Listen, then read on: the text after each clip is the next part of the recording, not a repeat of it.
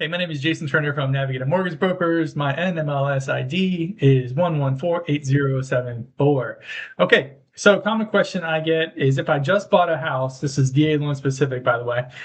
If I just bought a house, do I have to wait a year before I buy another house? The answer to that is no, you don't. In fact, there's no guideline in the VA handbook that says you have to live in the house for 1 year. You only have to have the intent to occupy the property as your primary residence.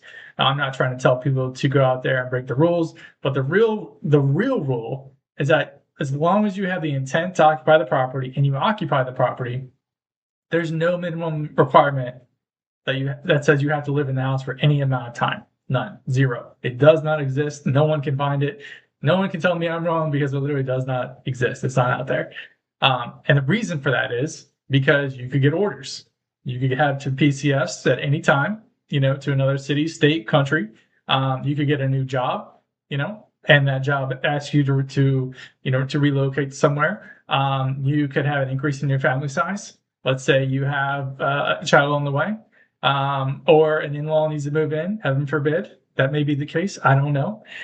There's all kinds of things that could happen that would allow you to buy another house with the VA loan. And you can even have two VA loans at the same time, retaining the first house and getting another VA loan on the second house. It is possible as long as you have enough VA entitlement. So I just want to dispel that myth. You don't have to live in a house for any required amount of time. I've run into people who are just steadfast in that, well, we have to live in it for 1 year. You really don't. You really don't. And there's no occupancy police that is going to come check on you to say, hey, it's day 365, sir. You're not living here. No, it's not a thing. It's not a thing. So if you have any questions, please let me know. I'm more than happy to see what I can do to help you with your particular circumstance. Hope this was helpful. Have a great day.